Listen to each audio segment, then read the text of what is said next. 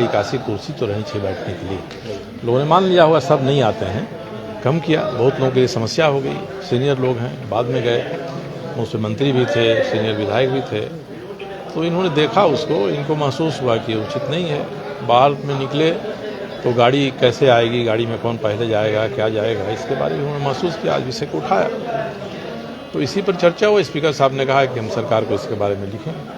नहीं, इससे इधर एक सवाल और भी कई विधायकों ने उठाया कि अधिकारी नहीं सुनते हैं, चाहे वो जिला अधिकारी का भी मसला आया, कई पुलिस अधिकारियों का भी आया। देखिए ये बात ठीक है, विभागों की नहीं सुनते हैं तो क्या नहीं सुनते हैं, बात इस पर आएगी ना। ये तो केवल हमारी कोई नहीं सुनता है, हम क्या सुनाना चाहते हैं जो नहीं सुनता है। अगर हम सुनने जो बात सुनाएंगे और तब नहीं सुनता है, उसकी गलती है। अगर कोई ऐसी बात हम कहेंगे जो उसके सुनने लायक नहीं है और तब वो नहीं सुनता है, तो ये गलत नहीं है। इसलिए ये केवल अपनी बातों को कह देने से नहीं होगा।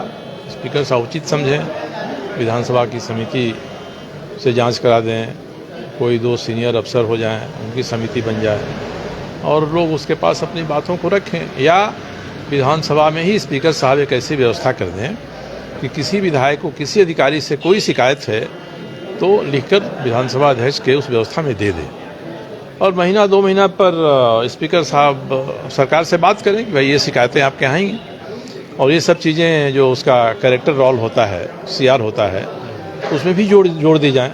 एक स्थायी व्यवस्था हो सकती है। इसलिए ये हम लोगों ने कहा भी स्पीकर साहब को कि आप ऐसा करिए, एक इंटरनल रजिस्टर रख दीजिए जिसमें किसी को किसी से शिकायत हुई अधिकारी से, किसी विधायक को, तो आपके यहाँ वो दर्ज करा देगा, और आप महीना 2 महीना में उस शिकायत पर सरकार से बात कर लीजिए। सही है तो उस अधिकारी के CR में चीज़ लिखी जानी चाहिए।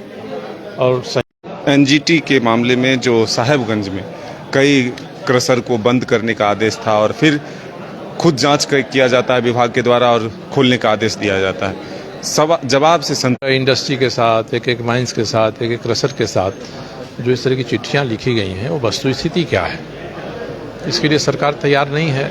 स्पीकर साहब चाहते हैं कि प्रश्नकर्ता के रूप में मैं और उत्तर देने वाले के रूप में माननीय मंत्री जी बैठ जाएं, अधिकारियों के साथ हम लोग देख लें। अगर मेरा प्रश्न यही है कि हम लोग बैठेंगे, उसमें भी इसका समाधान नहीं हुआ तब क्या होगा।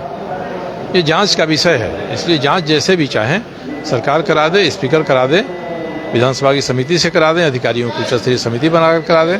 ये जाँच हो जाए तभी इसमें सही बात सामने आएगी। जवाब नहीं मिला, इसलिए आप लोगों को आज पहली बार वेल में भी उतरना पड़ा।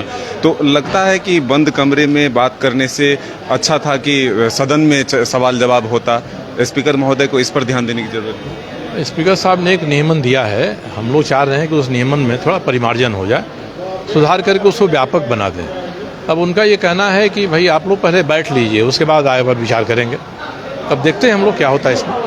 ये तो आज के सवाल का था, लेकिन जो हाल के दिनों में देखने के लिए मिलता है कि जवाब से संतुष्ट नहीं होते हैं विधायक। सरकार का एक जो जवाब आता है वो सीधा रहता है कि हाँ देखा जाएगा, किया जाएगा, एक ठोस जवाब नहीं। जो विधायक संतुष्ट नहीं होता है उसको विधानसभा अध्यक्ष को लिखना चाहिए कि मैंने पूछा था, ये जवाब था, ये गलत है, मैं करता हूँ।